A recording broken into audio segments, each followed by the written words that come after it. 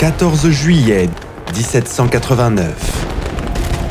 La Bastille, symbole de la tyrannie royale française, a été prise d'assaut par le peuple.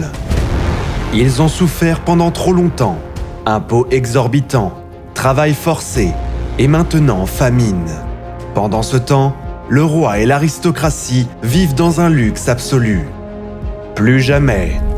Dans le serment du jeu de paume, les représentants du peuple jurent de limiter le pouvoir du roi et d'établir une constitution.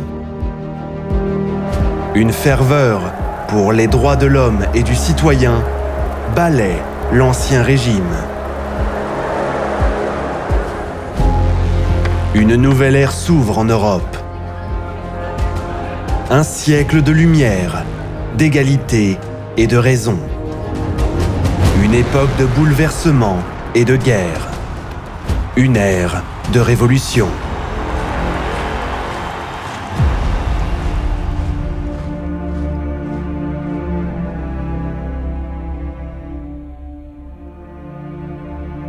Dans les premiers jours euphoriques de la Révolution française, les espoirs pour l'avenir sont grands.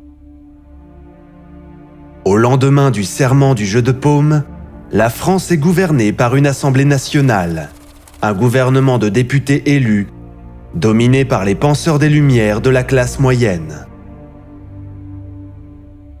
L'Assemblée travaille sur une nouvelle constitution pour la France, un défi de taille, tout en dirigeant la politique étrangère et intérieure et en tentant de contenir une crise économique massive. Au départ, la plupart des députés sont favorables à une monarchie constitutionnelle, mais le roi Louis XVI et ses partisans sont révoltés par cette idée. Ils n'ont aucune intention de partager le pouvoir avec le tiers-État, le peuple, et souhaitent le rétablissement du pouvoir absolu du roi. En juin 1791, Louis tente de fuir le pays pour chercher de l'aide auprès des forces loyalistes à la frontière française. Mais il est capturé à Varennes. Louis et sa famille sont ramenés à Paris sous surveillance armée. Cette trahison pure et simple du roi alimente un fossé croissant entre ceux qui croient encore à une monarchie constitutionnelle et ceux qui veulent mettre fin à la monarchie pour de bon et créer une république. En septembre 1791, une nouvelle constitution est adoptée. Le roi conserve des pouvoirs importants et supervisera un nouveau gouvernement français, l'Assemblée législative. Mais cette démarche est entravée par des divisions internes. À gauche de l'Assemblée, siègent les factions jacobines radicales, qui réclament des réformes radicales de fiscalité, de la loi et de l'Église. À droite, la faction conservatrice des feuillants, qui estime que la Révolution est allée assez loin. Alors que la France est en paralysie politique, les deux camps voient un moyen possible d'unifier le pays et d'obtenir ce qu'ils veulent: la guerre.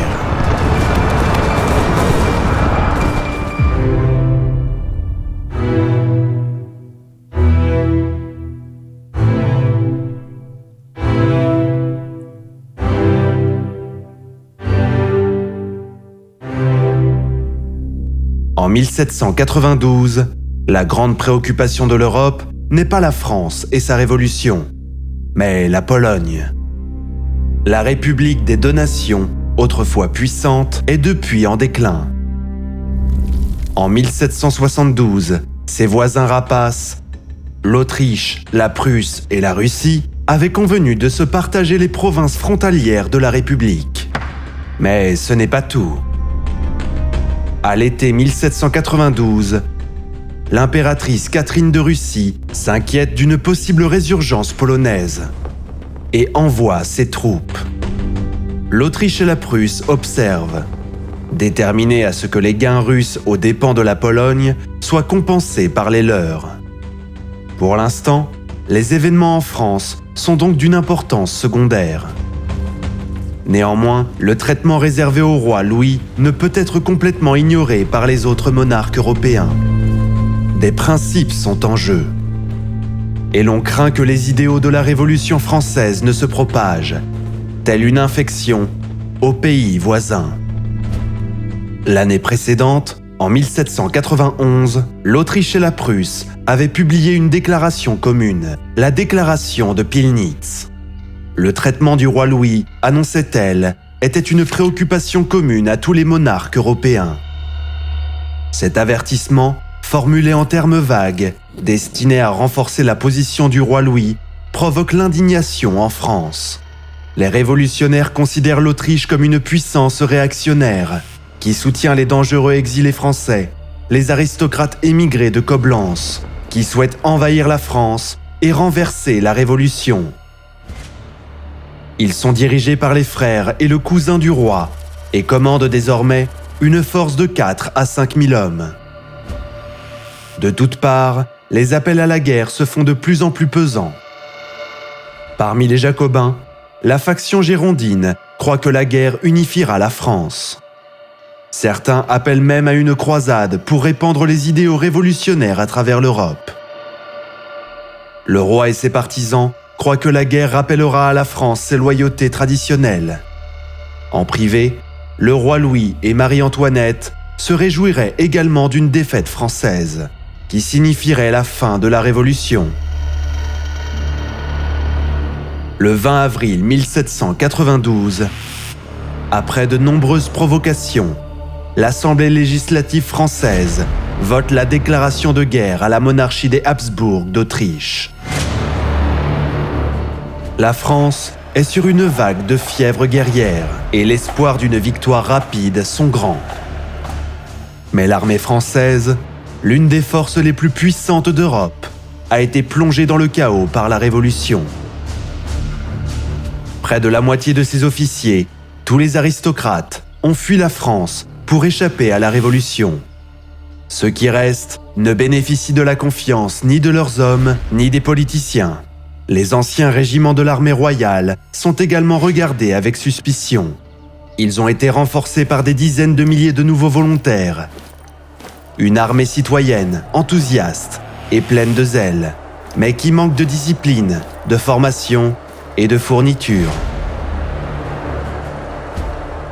La France espère conquérir les Pays-Bas autrichiens, la Belgique moderne, une province riche et une cible apparemment facile. Les généraux expérimentés, Rochambeau, Lafayette et Leclerc, se partagent le commandement de 3 armées frontalières, mais ne parviennent pas à s'entendre sur un plan.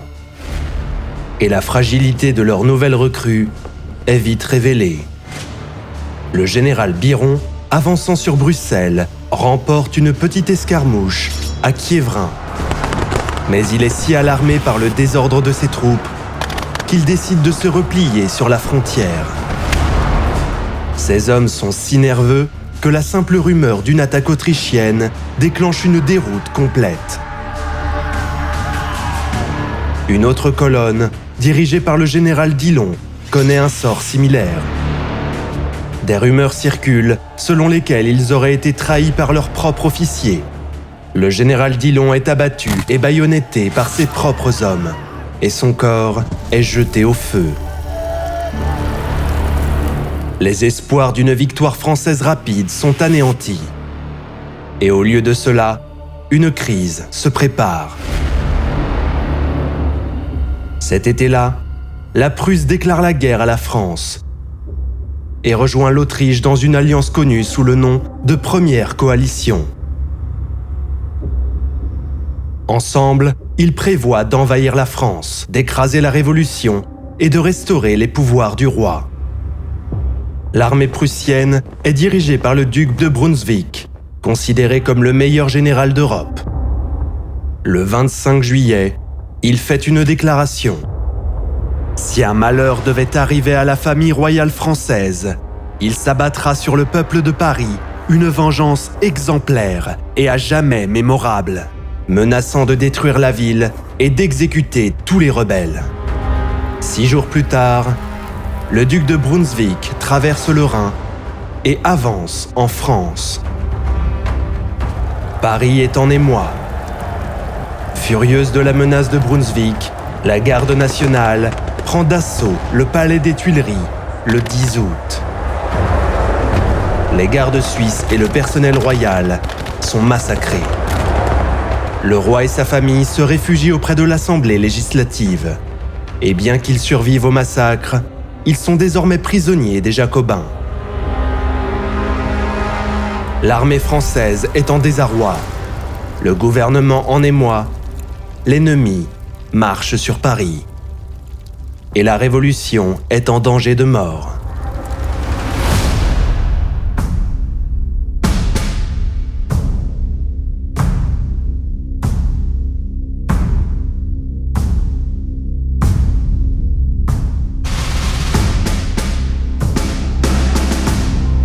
Après l'invasion désastreuse des Pays-Bas autrichiens, il est évident que l'on ne peut pas encore compter sur les citoyens soldats français. Ils n'ont ni l'entraînement, ni la discipline des anciens bataillons royaux. L'armée française subit alors des réformes rapides. Les formations et la doctrine sont simplifiées pour s'adapter aux compétences des nouvelles recrues qui continuent d'affluer des provinces. Le matériel des bivouacs et les chariots de ravitaillement lourds sont abandonnés pour augmenter la mobilité. Plus important encore, les vétérans de l'ancienne armée royale, auparavant considérés avec suspicion, sont autorisés à retourner sur le terrain. Cette force revitalisée s'avérera bien plus efficace, même si elle manque encore d'officiers expérimentés. Pour l'instant, la France ne dispose que de 54 000 hommes, sous le commandement de Lafayette et Luckner, entre Brunswick et Paris. L'armée austro-prussienne combinée compte 84 000 hommes.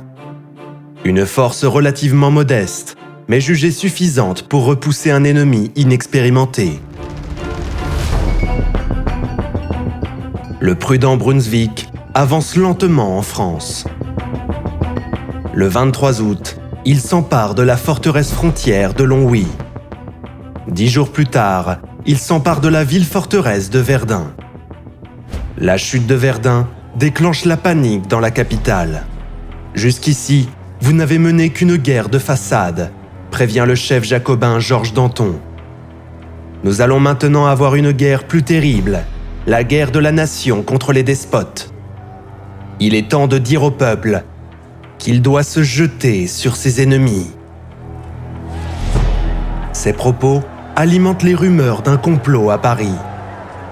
La foule prend des mesures préventives et sauvages, prenant d'assaut les prisons de la ville et massacrant tous ceux qu'elle y trouve. Les prêtres et les religieuses qui n'ont pas prêté serment d'allégeance au nouvel État sont également pris pour cible.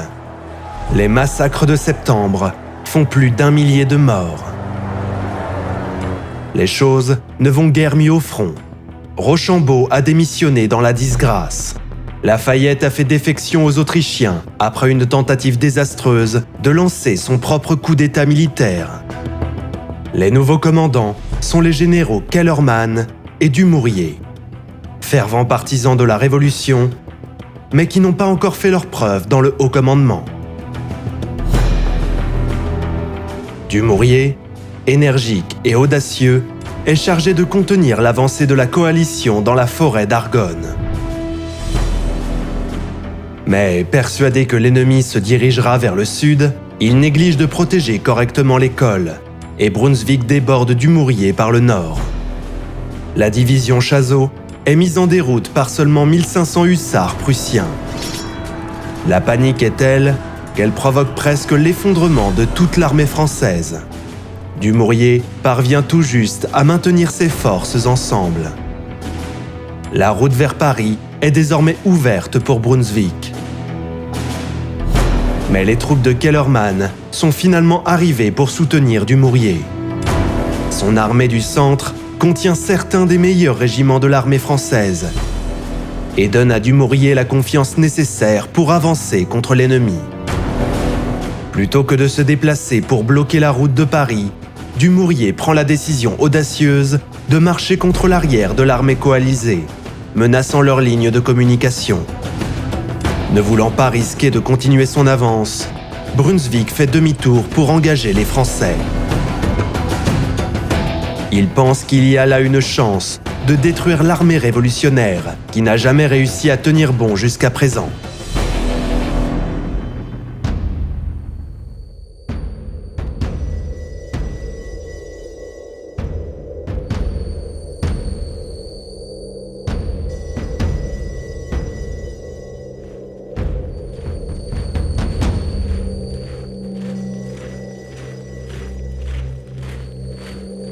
Aux premières heures du 20 septembre 1792, un épais brouillard recouvre la campagne vallonnée autour de Valmy.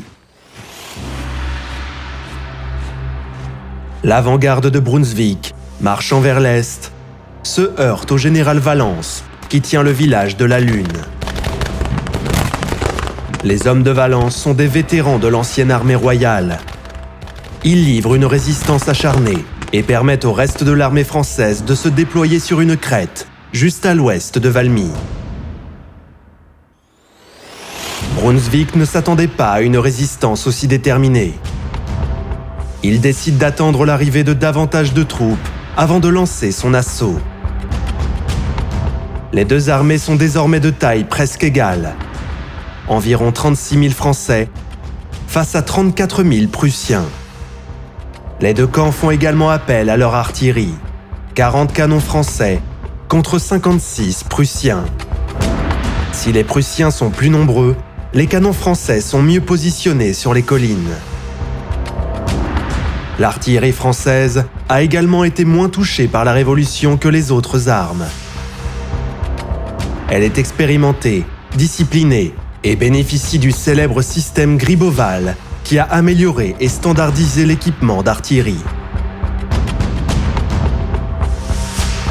Alors que les deux camps ouvrent un barrage assourdissant, Dumouriez et Kellermann parcourent les lignes, s'exposant aux tirs de boulets, encourageant leurs hommes à tenir bon. Les troupes françaises montrent leur détermination en entonnant un nouveau chant révolutionnaire qui fait fureur cet été-là, la Marseillaise. Alors que le duel d'artillerie s'éternise, il devient clair que les Français ne seront pas si facilement vaincus. À 13h, Brunswick ordonne une avancée générale. L'infanterie prussienne subit un feu meurtrier. À chaque pas en avant, de plus en plus d'hommes sont écrasés par les boulets français. Après seulement quelques centaines de pas, Brunswick décide qu'avancer davantage serait trop coûteux et arrête l'attaque. Pour la première fois depuis le début de la guerre, les Français semblent avoir repoussé l'ennemi. Mais ce n'est pas encore fini.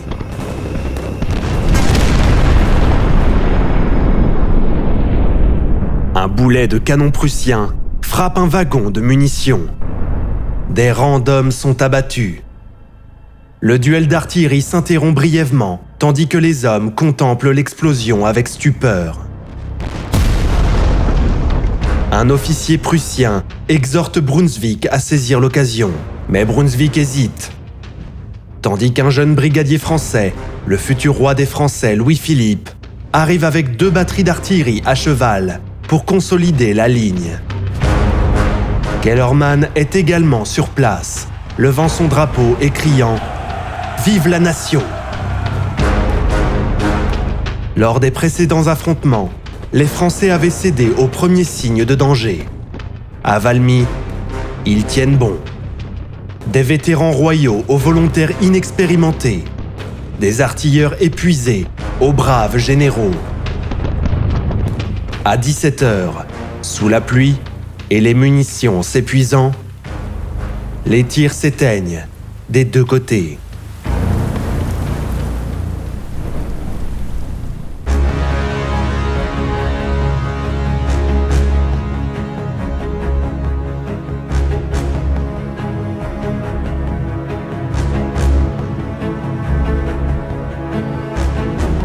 Valmy ne fut ni une bataille importante, ni une bataille coûteuse. On compte seulement quelques centaines de victimes de chaque côté. Certains se demandent si l'on devait même parler de bataille. Mais c'est un moment crucial de la Révolution française. Sa survie même étant menacée, l'armée révolutionnaire renforcé par l'ancienne armée royale, a tenu bon et a freiné l'invasion ennemie. Le lendemain, enhardi par la nouvelle de la victoire, la nouvelle Convention nationale française abolit la monarchie et proclame la République française. L'armée française se replie sur un terrain plus défensif. Les Prussiens sont laissés à eux-mêmes dans un pays hostile. De fortes pluies continuent de frapper les armées jusqu'en septembre, tandis que la désertion et la maladie réduisent la force principale de Brunswick à seulement 17 000 hommes. Le général prussien en a assez. Ces soldats bien entraînés sont une ressource précieuse à ne pas gaspiller dans une entreprise vouée à l'échec. De plus, la situation en Europe de l'Est semble être une préoccupation plus pressante, où la Pologne est sur le point d'être à nouveau démembrée. Brunswick donne l'ordre de se replier. Le 23 octobre, les dernières troupes de la coalition repassent le Rhin et retournent en Allemagne. Il faudra plus de 20 ans et la perte de plus de 3 millions de vies avant qu'une autre armée de coalition ne s'approche de Paris aussi près que Brunswick l'a fait. Cet automne 1792.